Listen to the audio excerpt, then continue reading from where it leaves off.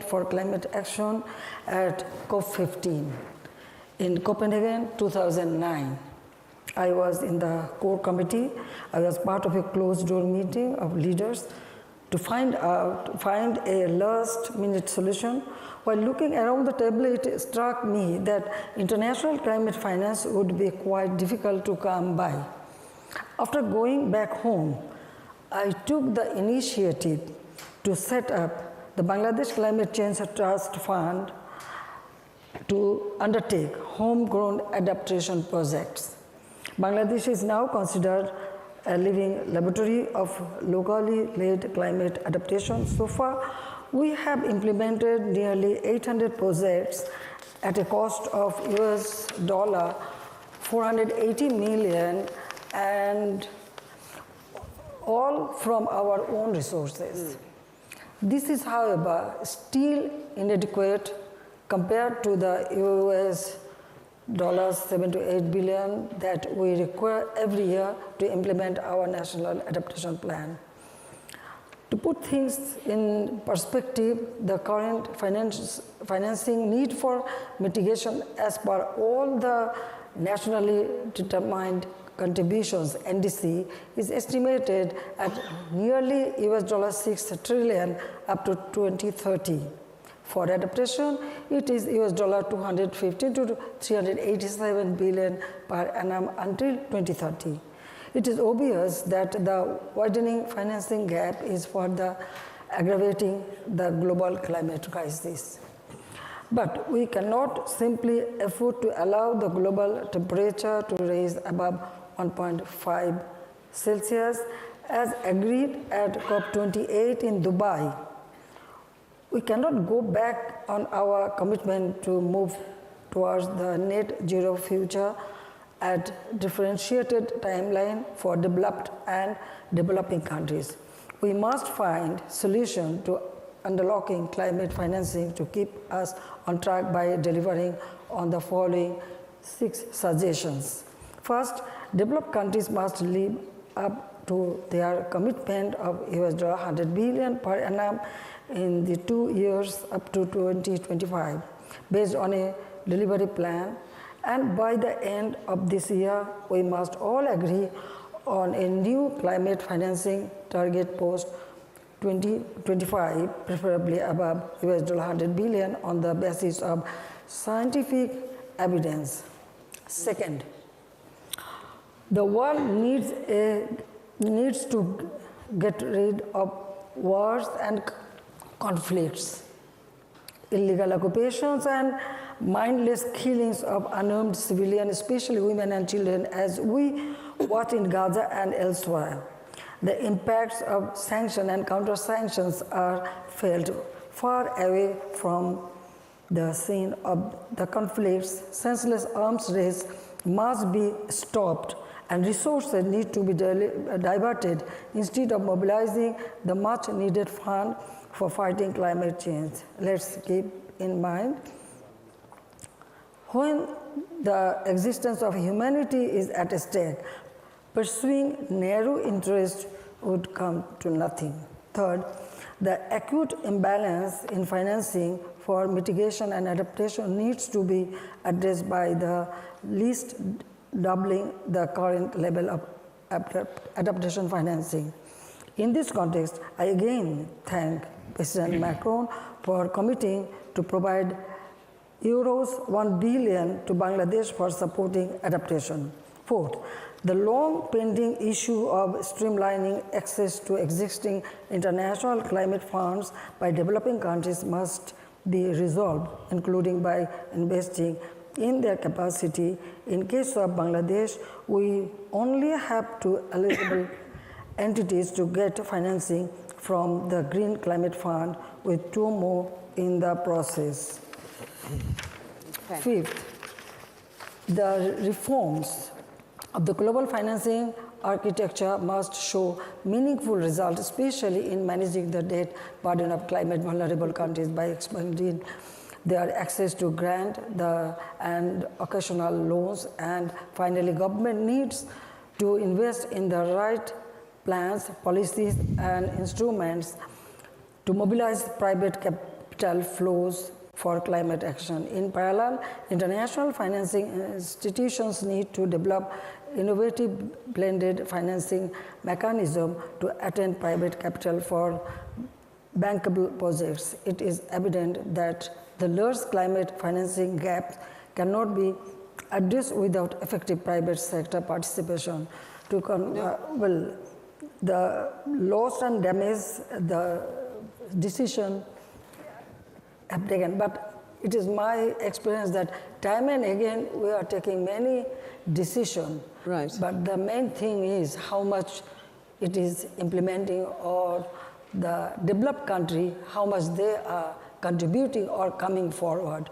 I want to see that. Okay. Thank you very much. Thank you, Madam Prime Minister. I was going to say I was there in Copenhagen, and I remember very much those decisions, and we were quite hopeful.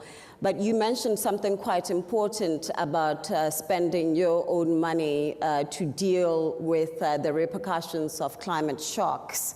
And as a member of the V20, I know that the V20 does a lot of advocacy work on behalf of all of their V20 members, and Barbados will be taking over the presidency of the V20. Prime Minister Mia Mottley has been a very staunch advocate of the global financial architecture reform, and she co-hosted the Paris Summit, in short. And has been leading this Bridgetown agenda that brings together this nexus of debt sustainability, of climate action and development. Can you tell us a little bit more about this and the evolution of the Bridgetown agenda? Well, first of all, thank you very much for having me here. There can be no false dichotomy between people and planet. You can't seek to save us from the climate without dealing with poverty and other SDGs. And one of the things that we recognize from early is just as carbon dioxide and methane destroy the climate, you need oxygen to survive. And the oxygen this time is the financial capital first and foremost. Doesn't mean that we don't have to address other issues like trade and access and joint procurement, but finance is the first thing that begins to unlock it. Why is there a problem? Global public debt has increased by 5 times since the year 2000, between 2000 and 2022. And look and see who is paying the price for it. Invariably, it's the vulnerable countries on the front line, many of whom have had increased debt, not of their own making, but of having to face not just the climate crisis, but indeed international economic terms like those created with the WTO and others without a sensitivity to their peculiar conditions. Right. Secondly, the global financial architecture has not been structured to address their needs, and in fact penalizes them more for being vulnerable rather than helping them and lifting them out of vulnerability and marginalization with respect to financing. Why do I say so? A poor country and poor people can't come out of poverty without access to education, without access to protections in healthcare, without access to all of the basic things we know will give the economy's capacity to grow. At the same time, our economies and countries cannot fight the climate crisis nor the environmental degradation if there's no fiscal space and if debt is too high. So that we've reached this point where for the last few years we know what we have to do, but we're not doing it fast enough. We need to lower and level the cost of debt for all countries because the global climate crisis is global. It's not regional, it's not sectoral. Secondly, we need to recognize that this notion of short-term debt, as I've said over and over, cannot help either in terms of adaptation, or indeed in terms of SDG financing and poverty reduction. So that we need to create, not just for climate, but perhaps for all global public goods, a concessional window that is not the same as either for poor countries, who must continue, in my view, to get more grant, but for lower and middle income countries, something that is quasi-IDA, that perhaps is 40-year debt and a little more expensive but allows countries to have a longer trajectory and to be able to build the capacity to repay the debt that it has. Similarly, we need blended capital, and the reality is that unless we start to change our expectations, the belief that the public money is just going to drop out of the sky, it's not happening. And with each year, we're closer and closer to the date with Armageddon. So how do we ensure that we have a different understanding as to where money can come from? Yes, those countries that continue to cause the crisis must continue to step up to the plate. But there are a number of activities that have remained immune, and we need to address it. Whether it is the excess windfall profits of those who helped contribute to the climate crisis, whether it is international shipping, whether it is small percentages that will not bankrupt any single company, but will add value to the loss and damage fund and also the adaptation funding. I want to salute UAE for allowing us to at least get the financing for the loss and damage fund off, but it is still under $1 billion. And equally, we need to get the Europeans and others who have to be able to appoint their persons to let us get going, because all we're doing is playing a waiting game until we can get going. But we can't focus only on loss and damage because adaptation remains at the core still. And therefore, unless we find a mechanism for financing global public goods, that in my view is a tripartite mechanism, public money, money from multinational corporations and citizens, and thirdly, a compact with philanthropic capital as to how they can not only spend money on what they like, but spend money on what the world needs, even if it is a small percentage of what they have. Now, if those can't work, put something else on the table. But what we are not doing is advancing the quantum, because while it is oxygen, after we get the oxygen, we still have to do the structural transformation, we still have to do the execution of the projects, and therefore the finance is not the destination. But the longer we take to get it, the more impossible it is going to be for us to be successful in adapting and also maintaining development. Because as I said, you can solve and make the country better, but by the time you do it, if the people are suffering and falling through poverty, the poverty trap, what have you achieved? Right. So I'll pause there. Funny enough, the Stern Review, I think of 95, said we need to act now, even if the cost is minimal, to avoid a much bigger cost in the future. And that was in 95, I believe. I think we have a global governance deficit in terms of not having a mechanism that allows for the kind of coordinated decision-making that's necessary. I was told recently today that there's a troika that has been established that will see the former chair, the current chair, and the future chair of COP work together to ensure continuity. That is a step in the right direction. But we can't be meeting once a year to solve a problem that is almost on our doorstep. That would have worked in 2009 and 2010 and 2012. We need now to recognize that technology allows us the capacity for more effective decision-making, more effective meetings, and to be able to bring together the key players that will allow for the kind of decision-making we're already handicapped by the difficulties of geopolitics and domestic politics. Don't add to it by not having appropriate governance mechanisms. All right, I'll park that idea of a compact and that collaboration for our second round of questions. And Minister, I'll come over to you now. The Prime Minister has mentioned several layers of the kind of financial flows we must see from grants to private-public partnerships. And I want to hear from you, what's the quality, the level of quality of finance that we want to see, especially when we look at small island states? What is required and the scale of investment for nation states like yourselves? Thank you very much, Excellency. I think the big question here is, are we ready for this? I think UAE at the COP28, there was good leadership, and then we agreed on the loss and damage fund, and then now we are waiting how the disbursements will be. The bottom line here is actually, like Prime Minister Hasina has said,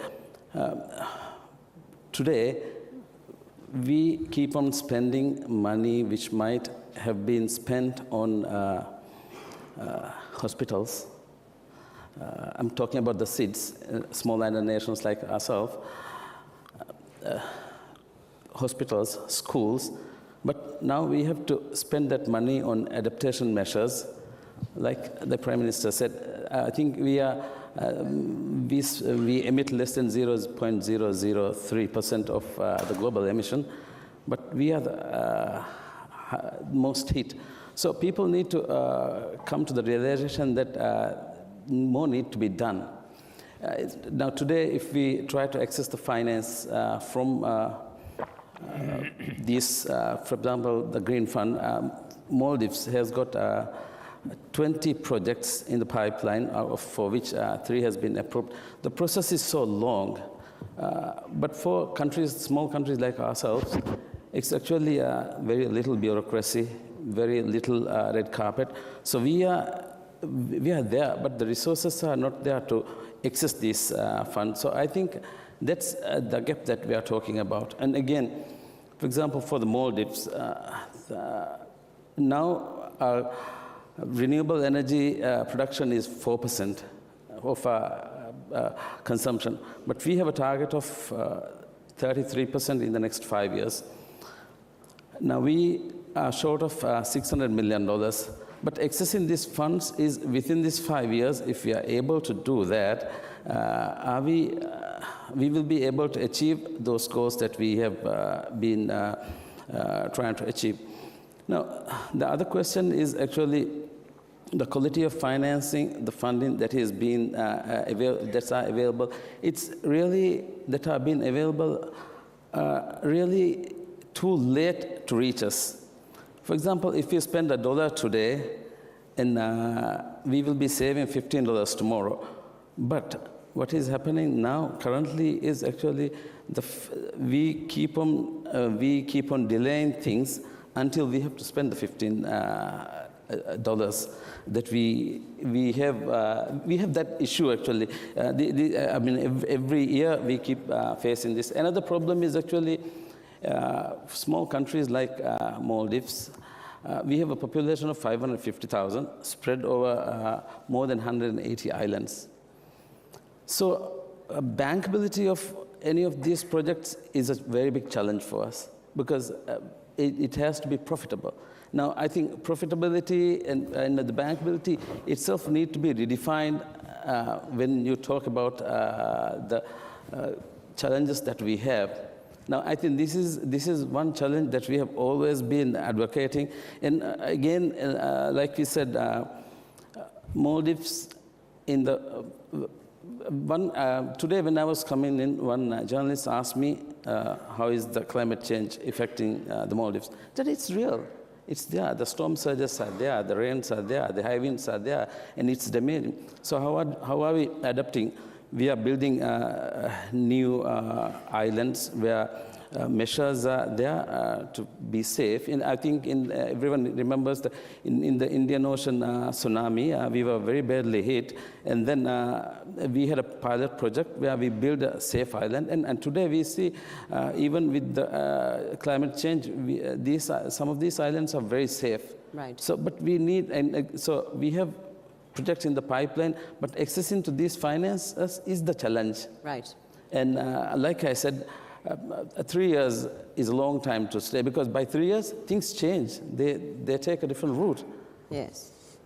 I think for island states like yourselves, it's not only about energy and infrastructural projects, it's also about the maintenance of your corals and, the oceans, and ensuring that the shipping industries are seeing themselves as part and parcel of maintenance of the ocean industry in itself. So how do they feature as part of your NDCs as you prepare for your submission for 2025? In the past, actually, even today, again, one of the challenges that we have is, are you going to be there? Some people ask me today, are you going to be there? Yes. We have a different approach. We're not moving out of Maldives. Like I said, 550,000 Maldivians, plus we have expatriates, about 200,000, and then again, visiting tourists of about 200,000 at a given time. We're not moving out of Maldives, so we just need to change. So we have these priorities put in place where we need to adapt ourselves and then make sure that we keep. If you look at Maldivian tourism, if you look at Maldivian fishery, these are the most sustainable practices that has been put in place. Right. But if you look at the long term, because there has been no action taken, the long term value of those assets that we have created in the past is going to go down tremendously. I mean, if you look at the developed countries, they have access to development funding. Again, so many funding opportunities are there. But for Maldives, a small island nations, it's not there. The access is difficult. So even if we put on a target, it's really, you have, again, like at the start of my intervention, like I said, it's the money that should have gone into development of our people, going into these projects. That's the reason. Right. I think Maldives says this. It's inevitable. We go through this. Yeah. I think that was more of a nudge to open an invitation to visit the Maldives. Well, I think no, it's fine, Minister. Yes, visiting Maldives is definitely, people will understand how it is. Okay, people ask me, is there a sea level rise? Well, climate change is real. Yeah. We see the storm surges, we see rains, and we see more wind. Yes, thank you, Minister. Secretary Carey, we heard the issues of, how expensive it is to get the right infrastructure in place. We heard the various challenges, but there have been such good outcomes that came out of COP28 that I want to profile as well. Off the bat, I started with the operationalization of the Loss and Damage Fund, but there were also some commitments and pledges around the tripling of renewables and double energy efficiency by 2030, involving well over 210 countries at COP28. Additionally, a commitment to triple nuclear energy by 2050 was made by 20 countries. Now, we are all curious what all of this means. What does the pledge by 210 countries mean? And we know that we are going to need $4.3 trillion annually in order to really roll out that tripling of renewable energy in developing countries by 2030. Where is that money going to come from in an agile manner, in a quality manner, and in affordable manner? I think I'm going to go next door. No pressure. Look, let me, first of all, Bahola, thank you so much. And my friends assembled on this stage represent the hard places, the toughest, most abused, obviously Bangladesh, most vulnerable of countries, and Barbados and Maldives under siege. So how are we going to do this? What are we really going to do and get this done? Well, first of all, Dr. Sultan Al-Jaber is sitting here with his team, and I would begin by saying thank you to them for the transition that they helped pull together so dramatically in Dubai, because Dubai really has set the stage for us unleashing a much more significant effort to be able to solve every one of the problems that was spoken by the Prime Ministers and the Minister. I agree 100%. Everything they said is accurate and is a problem. But what happened in Dubai is that those 195, 200, whatever number of countries all agreed, built a consensus, the Dubai consensus, that we must transition away from fossil fuels, that we have to do so in a fair, equitable, and orderly way, that we have to be able to achieve an acceleration in this decade, which is critical, also in keeping with so as to achieve net zero 2050 and be able ultimately to make the great difference here. And the only way this is going to happen, accelerating in this decade and doing this in keeping with the science, that's critical language. In keeping with the science means 1.5 degrees. 2050 net zero means everybody has to have a plan. And accelerating this decade is the only way we will begin to get there. So this is a mandate that goes way beyond Paris. And it wouldn't have happened without Paris, but it goes way beyond Paris. Now, the mandate isn't enough. We could wind up in Baku, and these are just words on a piece of paper, unless we address the concerns that were expressed here. Everything that now needs to be done, if you have that consensus, everything that has to be done is fundamentally implementation. That means finding the money. Now, you have both said, both prime ministers have said, if we don't find trillions, not billions, we're not going to get there. I can proudly sit here today and say, you know, President Biden came in and he doubled at first the amount for adaptation, then he quadrupled it, and now he's set a goal of $11 billion. He's at $9.5 billion right now, and there are a whole lot of other initiatives ranging from $3 billion for the GCF, $1 billion for methane, $1 billion for women to be able, gender-based, but none of it, folks, is going to get the job done because we need the trillions. So how do we get the trillions? So, you know, that's where I think the whole effort now really has to go into finding ways to create the bankable deals more effectively, finding ways to leverage. We have an energy transition accelerator, which is a mechanism for offsets and credits, which is one way to raise money we don't have today.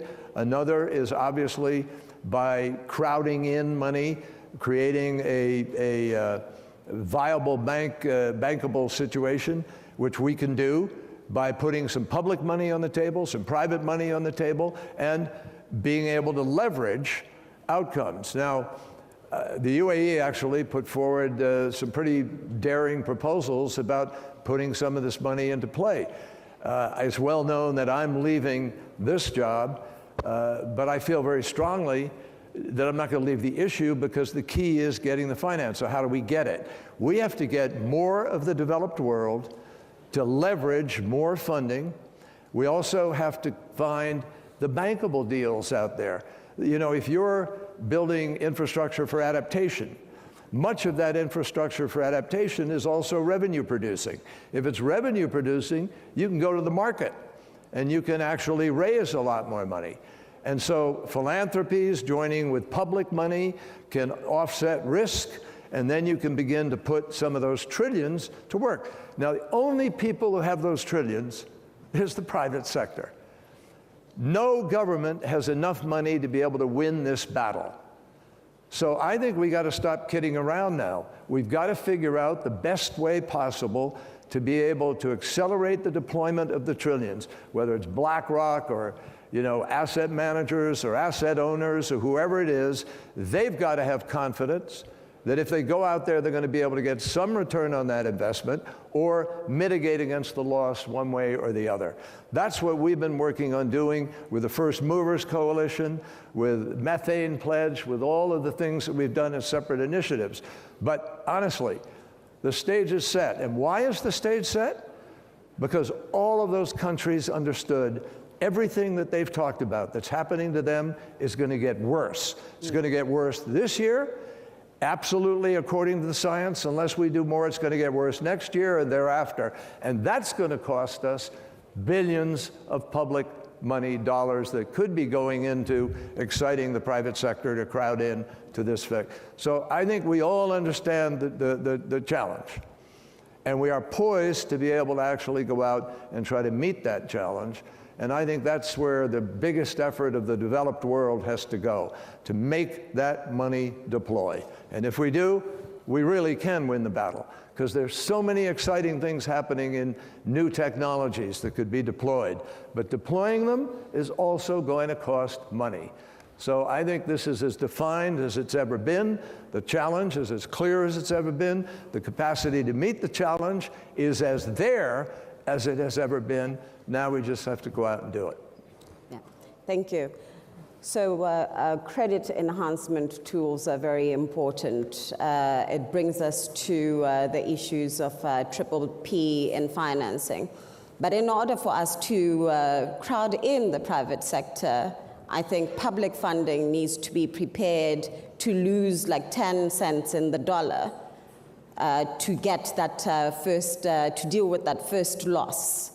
Well, in some cases, yes, but not necessarily. Certainly not in every case at all. I mean, look, in Egypt, in preparation for the previous COP, we made an agreement with the government of Egypt where we were able to raise about $500 million of public money, and we used that to leverage the closing of 11 gas-fired power plants with the deployment of 20 gigawatts of renewable energy, and we crowded in, tracted through the 500 million on the table, we were able to crowd in 10 billion of public and 10 billion of private money. The deal's gone forward. It's happening. That's great. Now we can replicate that in any number of creative ways. Many people have talked about blended finance. Yeah. We worked on that in the Jet P with Indonesia and the Jet P with Vietnam, but I can't tell you that they've been raging successes, because we haven't been able to unleash the larger sums of money that will make the difference for the investment. Right. So, look, I think that the stage, as I said, is set for us to be able to change the paradigm. And if we can work, and I know we will work with Prime Minister Mia Mottley, with Prime Minister Asina and others, to try to accelerate this. Thank you, Secretary Kerry. So I know there's somebody dying to ask a question. Ineza Umuhoza, who's the founder and CEO of the Green Protector, has requested to ask a question to our esteemed panelist. Ineza? Thank you so much. Maybe I can stand up? Yes, please. So since I started my engagement in the climate negotiation in 2018, I'm so happy to say that at least we are moving firmly in getting concrete hope for loss and damage, with the loss and damage fund and the splitting arrangement being agreed at COP28. But however, I still wonder, there's need to really move from climate aid to climate partnership for concrete action.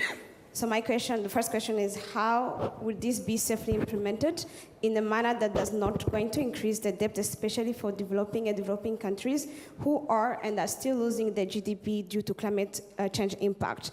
And how are the source of funding for the loss and damage fund going to be more than pledges, because we have learned the hard way from the 100 billion goal? So how can you give us quantifiable and concrete hope for the future? And the last is, as developing countries have done the work and have formulated commitment and tried to adjust their development path and budgets to address loss and damage and adaptation for the good of the planet and the people, now it's all about the developed countries. So my simple question to Special Envoy John Kelly, when we develop country going to step up, when is going to be the time, and how are you going to do it to meet all the agreement in the Paris? Thank you, Ineza. Thanks.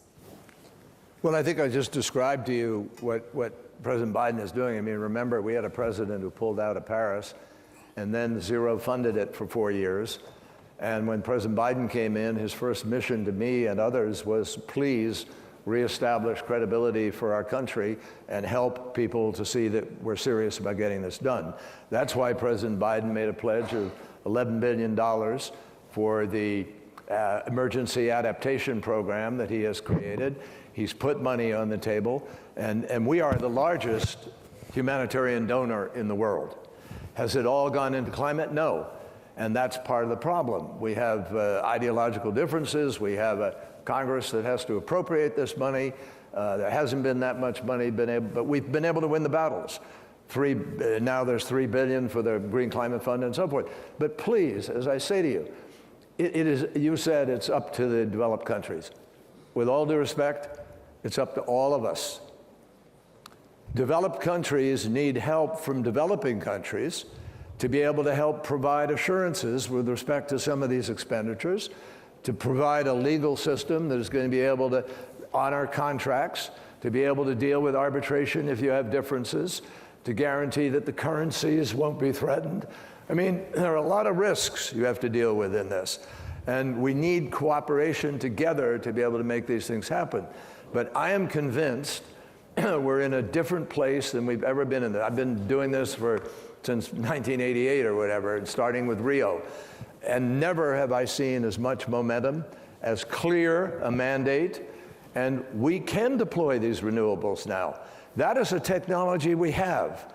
And the IEA has told us, if we will just deploy enough of the renewables, wind and solar, not to mention hydro and geothermal, but just take wind and solar, we could accomplish our goal of a 43% reduction of emissions by 2030 if we just used that existing technology. That's doable. And we need more country cooperation around the world to say, hey, I'll go do that deployment rather than having to exploit the gas field or the oil field or so forth. And let's prove that there is a new paradigm for how we can approach this transition. This is the greatest transition economically the world has ever known since the Industrial Revolution. And unbelievable numbers of jobs can be created. And they can be created indigenously in these places where we are investing. You know, in the US last year, 3.9% growth in clean energy jobs. In regular energy jobs, only 3.1% for the first time ever. Renewables are outpacing the deployment of people and of money in terms of investment. Likewise for investment, 1.8 trillion was put into venture capital for a clean energy economy. Only 1 trillion was invested, it's still a lot of money, but 1 trillion compared to the 1.8 was invested in fossil fuels. That is the beginning of a trend which Fatih Birol and the IEA have documented, where in the next few years, there is a terminal decline in demand for fossil fuel that will begin to behold, and that's going to affect analysts on Wall Street. I know the folks in the UAE have looked at this, and part of the reason for the things they've been doing at home, as well as encouraging in the context of the COP, is based on those realities of where we're headed. So that's how I think it changes. Everybody has a stake in this, and everybody has a role to play, and we cannot put more debt on the Global South. Debt has to be part of the equation by which we are transitioning. Right. So there's so many burning questions, but I'm being told that we're out of time.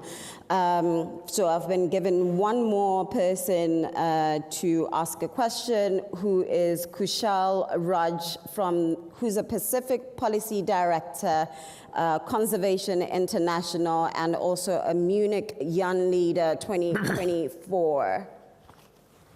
Is this person in the room? Yes, thank you, moderator.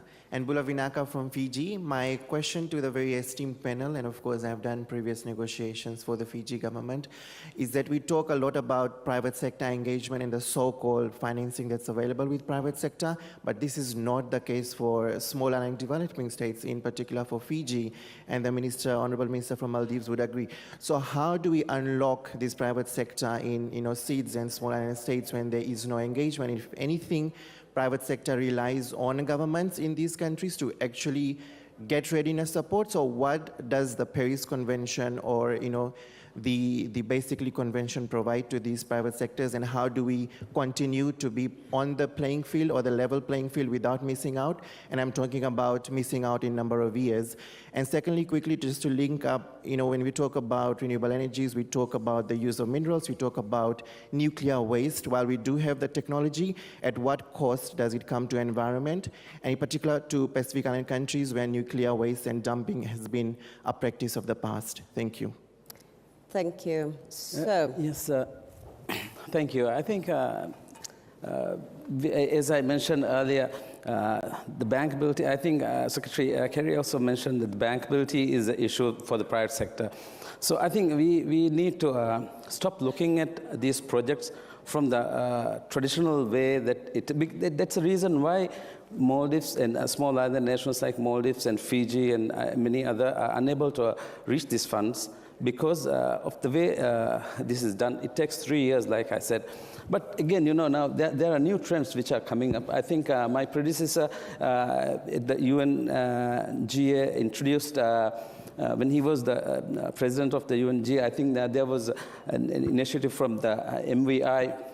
Instead of looking at the bankability and those issues from a GDP perspective, look at more innovative ways and then try to come up with this. So I think this is basically the problem there. I think all we know is actually, like, some people still think that, the small island nations are too small, so there are bigger problems for them. No, but the problem is it was created by somebody else, but we are the people who are suffering. I think that's the question which is coming now. So what I believe is actually what happened in Dubai should not stay in Dubai. We should move on. I think I trust the Dubai presidency to take it to the next level and have this funding available. I think we have run short of time, and thank you very much. We are out of time, and because I don't want you to be booted out of stage, I'm going to give one word. I'm going to ask you for literally one word. To close this conversation, what gives you hope? Well, we always want to One word, be hopeful. Prime Minister. We always want to be hopeful, but it is my experience that developed countries not coming forward with the promised. They place the promise, but they don't fulfill. But this time, because it's a loss and damage fund, it has been started realizing. But for COP29, we want that it should be very pragmatic. Okay. Prime Minister Modley. Resilience, the innate resilience of human beings to rise above challenges. And the major challenge is, in fact, man-made institutions. So that if we can rise above that, then I do believe that we can come together in time to do what has to be done. Thank you. Change the way that we look at profitability, because that's not how we should be looking at it. When an island becomes safe, that should be considered as a profit. Great. Secretary Kerry? Innovation. Innovation. Thank you. Ladies and gentlemen, thank you and have a good evening. Thank you.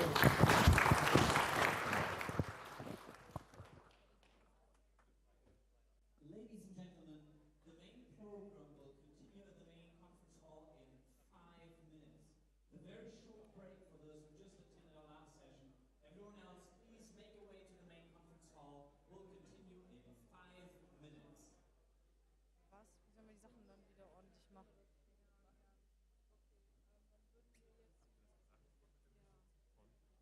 Von hier Schneider, nee, einer von Schneiders Menschen da. Die zwei Leute, die die Fragen gestellt haben, die waren bis nah.